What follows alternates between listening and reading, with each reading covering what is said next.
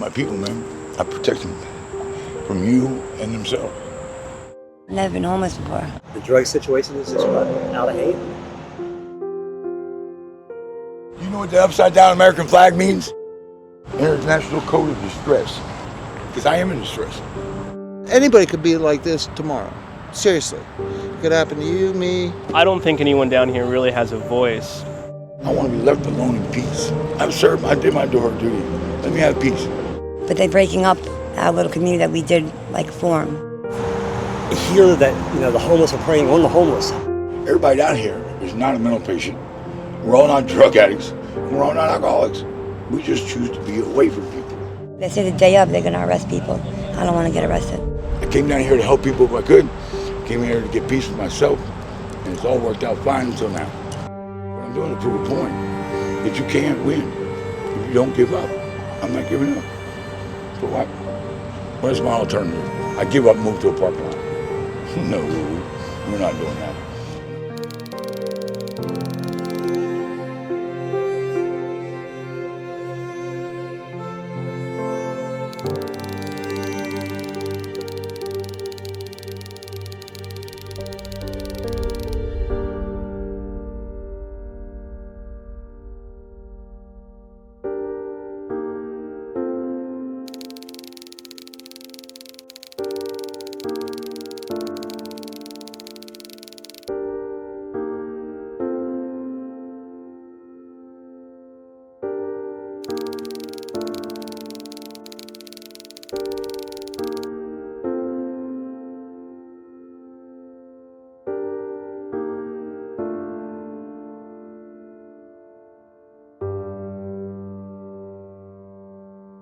A guy who used to live across from over there got mad at me one day and shot at me with a crossbow. Stuck a razor tip arrow right through that middle wall right there. The cop comes 4 hours later, talks to me, sees the arrow, goes to go over there, talks to them, and leaves. Now, where in the hell in the world can you get shot at and nobody go to jail? Only in Tent City. We've had fires down here. We had one fire claim a life.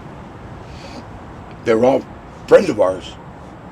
We've all, one big group, family, had one thing in common. Each one left alone.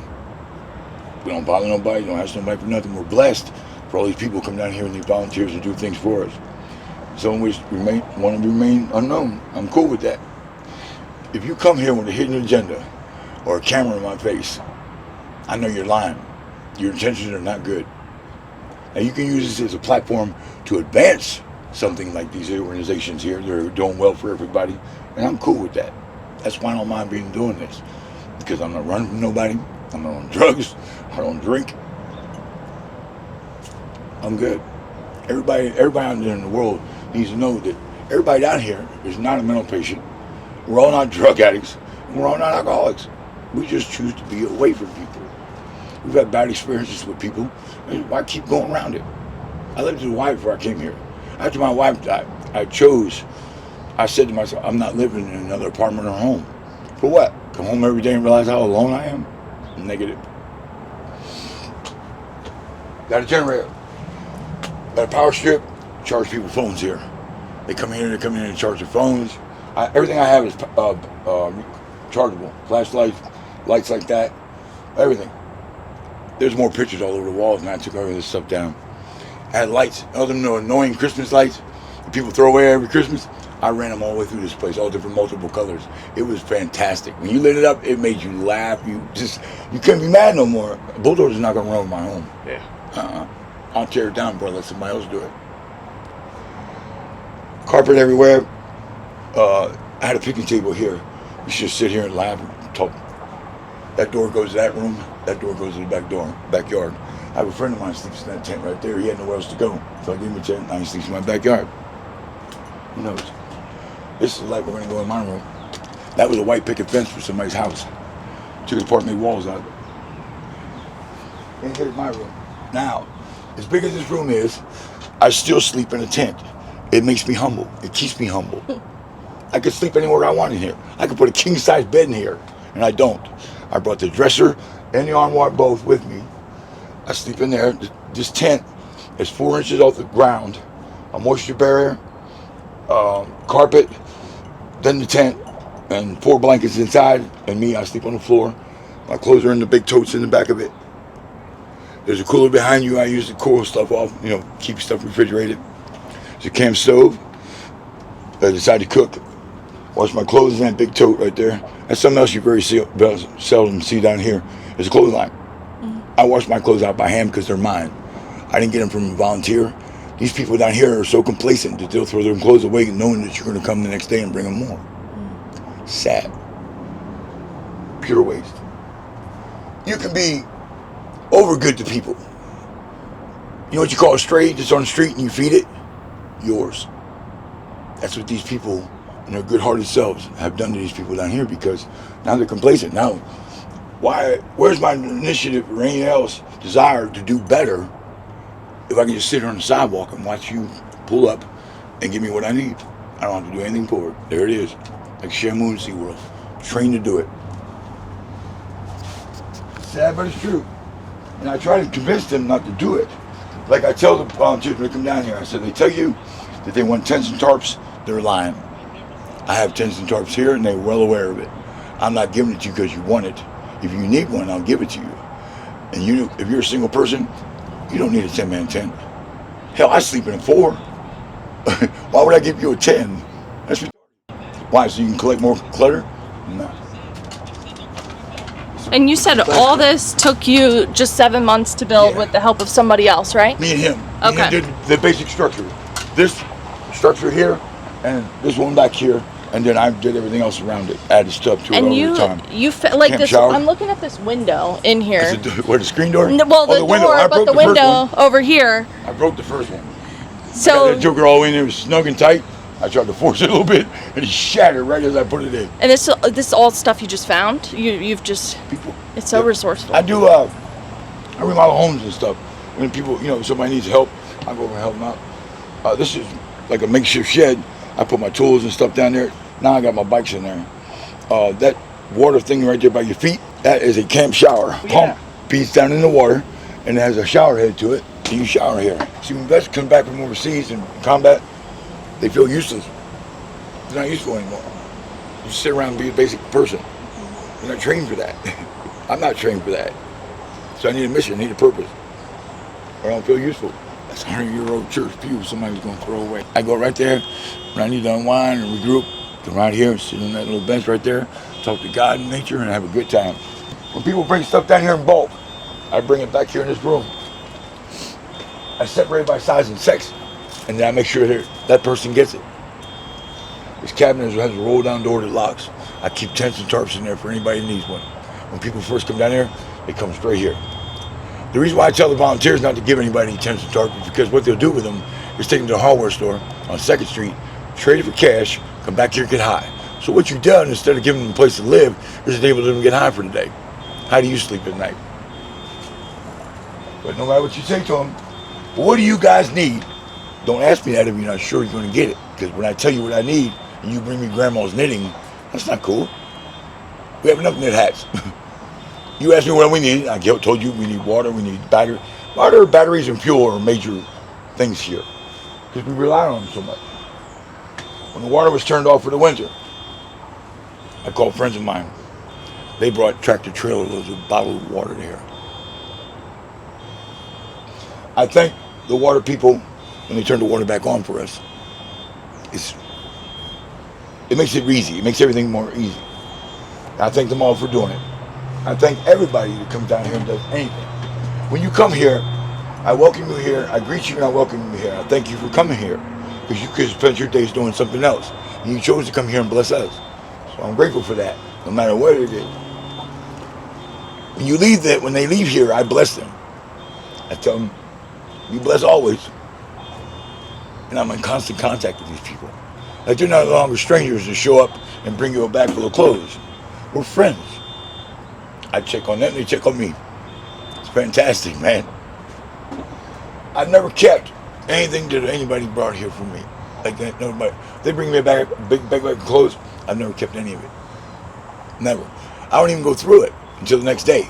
Because if I go through it that day, I want everything in the bag. If I leave it alone, obviously I didn't need it.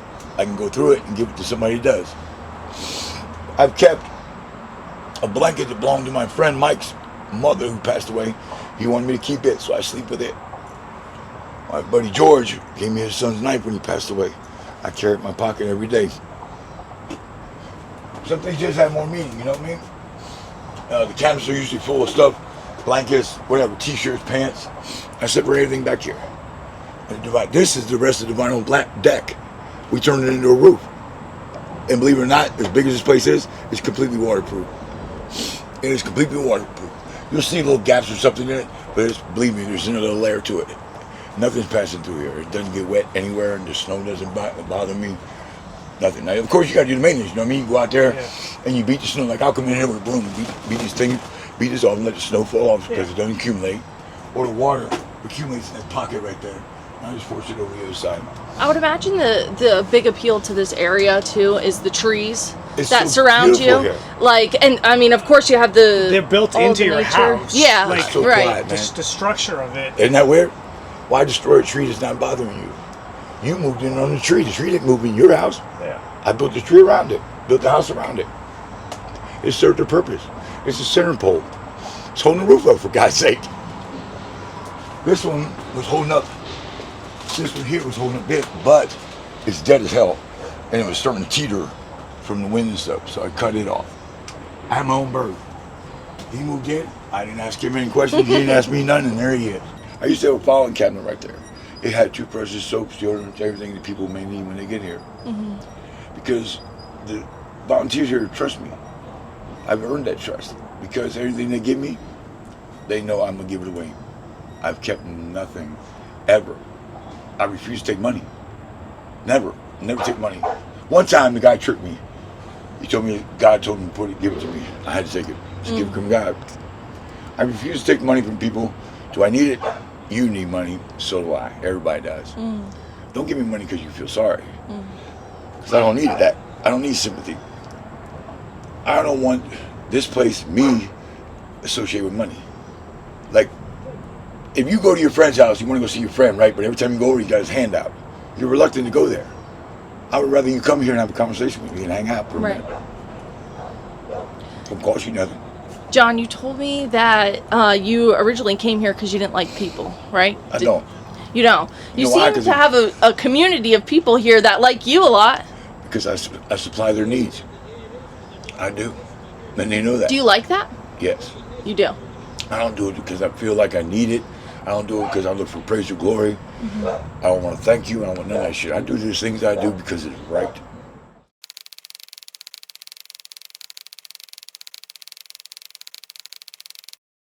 Honestly, I didn't think I was going to be like, maybe upset in a way, you know. You get used to it. I've never even been camping before. I'm from New York. So, like, I had to adjust to this. But I was here 3 years ago, so, you know. But as a community, it's crazy to say, like, we come together when we need to, you know what I mean? And right now that some people are over there, some people are here because we didn't move yet. But they're breaking up our little community that we did, like, form in a way. I mean, it is kind of sad. It is. I'm gonna miss the woods. I never thought I'd say that. I actually went into labor at my tent right here. Oh wow. Yeah, but when I was here and I came back, I mean, I don't know. The most challenging thing for me is like, first of all, it's so peaceful. Like at night, if it's quiet, there's nothing going on. I just sit out on my lounge chair under my canopy, and like there's no privacy over there. You're on top of each other. You know, it's gonna be challenging also for these people to follow rules. There's no rules here. They have rules. It's going to be very challenging for a lot of these people to have to follow rules because they haven't followed the rules in a long time. Who's never this back there? It's disgusting. The garbage, the rats. They shoot rats are like that big. Someone drops them off though. They're domestic rats. They're colors. They're gray. They're like ferrets. So these rats have now duplicated to like there's hundreds and hundreds of them. It's terrible. So that's the problem here though. You know what I'm saying? It's getting very dirty. I mean, it's almost not livable.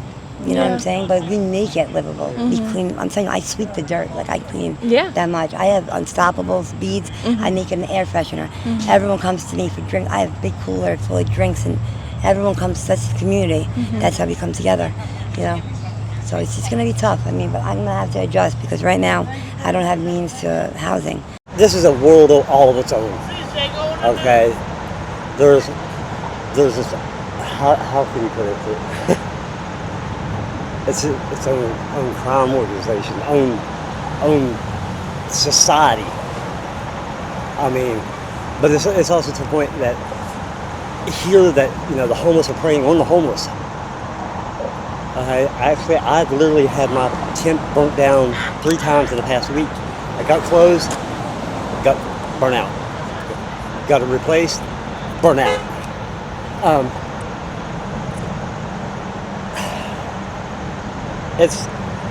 There's a clique here. There's a group that's been here since Mulberry Street. So they've been out here for almost 10 years, doing the homeless, and the encampments and stuff. So they're a knit group. For the most part, I get along with everybody. I treat everybody with respect. You talk to me, I'll talk to you. If you want to talk, I'll listen. I don't care. But that's pretty much what my day boils down to. Go to my doctor's appointments. I have a girlfriend that's strung out. She was strung out prior before. She went to rehab when she got pregnant. Then she got back, was clean for 6 months, come back and started doing this bullshit that he got saying here. And it is worse now than what it ever was. For the most part, I wanted to be out of here. I wanted to leave. I have a daughter in Florida. I have a daughter in Texas. But I can't leave this girl. Because I know if I leave her, something's going to happen to her. And that's why I stick around here. I keep an eye on her. She loves me today, hates me tomorrow. Or loves me today and hates me about 20 minutes from now. And the drug situation has just gotten out of hand. Like I said, when I first met Sarah, she was on dope. She was on heroin. I could tolerate it.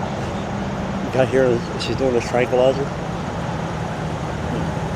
Tell us about how you feel about the new lot. For the most part, for the majority of the people, it's going to be better. Crime will be down. It's a monitor. I mean, so it will be a safer environment for a lot of the people here. And a lot of the older people that were here have already went over there. Which is good. If people here were smart enough, they could drag this out for a couple of years. I don't want. I could care less about that. I don't want it to be like that. I'll go. Happy-go-lucky. It doesn't bother me. So knowing what you know, like what you just told us, if they come in here with police or another agency or something and say you guys got to go, are you going to listen to that? Well, yeah. I'm not going to put up no fight. I'm not going to argue. Because that ain't going to do nothing to make matters worse. So no, I won't do it. If they come in, okay, great. All these people know me and respect me. They trust me. It took me a while to earn that trust because they know no matter what happens, I'll be the last one to eat. I'm gonna make sure you have everything you need before I lay down. If you ain't got no place to lay down, you can lay down in my house. You're not gonna stay long. Believe that. Don't get comfortable now. I'm not Motel 6. And I told you I hate people, I meant that. You have a 24-hour frame to get your shit together and get the hell out of my house. I mean, it's just basically, I don't like people. I don't want to be around anybody.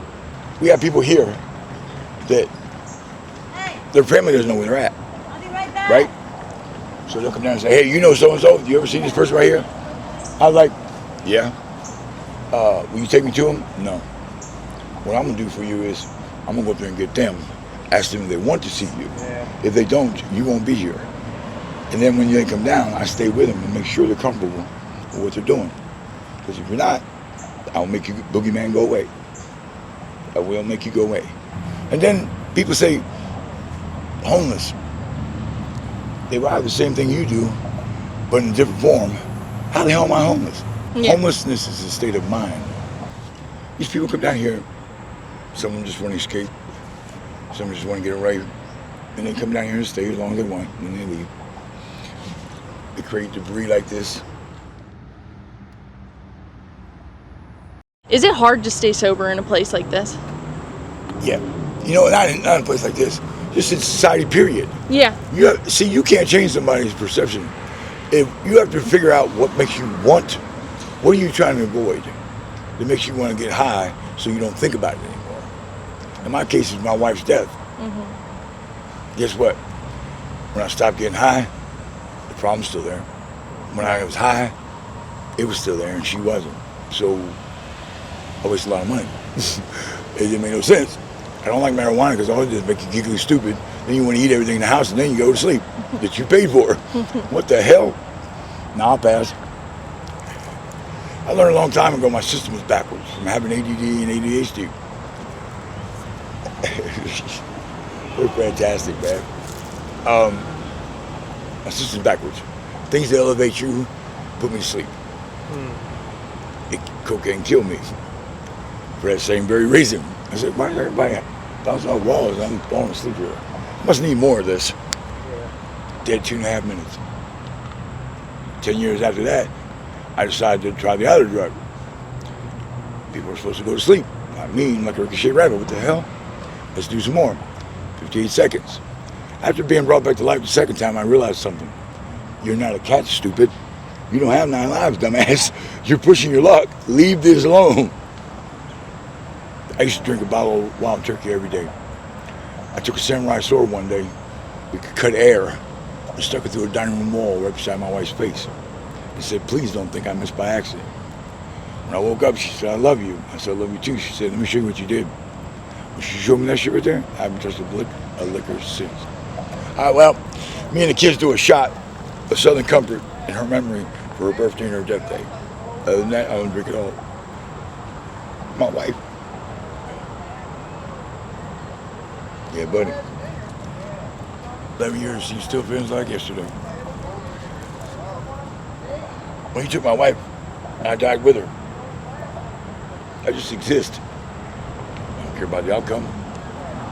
They used to think I hated all these women down here because I'm always on her ass. So I explained to them, my wife was a saint. She doesn't get to draw breath no more. You get to draw breath every day and you're wasting it. That pisses me off bad. I've sent 2 from here to rehab. I've connected 4 people back with their families. So I helped them. And I rehoused 6 dogs that they dropped off here. Come, let's look at the Reese's Peanut Butter Cup. Now you're having a bad day, right? Here I go, the sun beat me to death. I'm gonna throw up this road and go back to my tent, which I hate, and I see a smiley face. Huh? Does that make your day? Perfect. That is perfect, dude. I don't care what you say, that is funny. 6-year-old man with Reese's Peanut Butter Cup on the roof.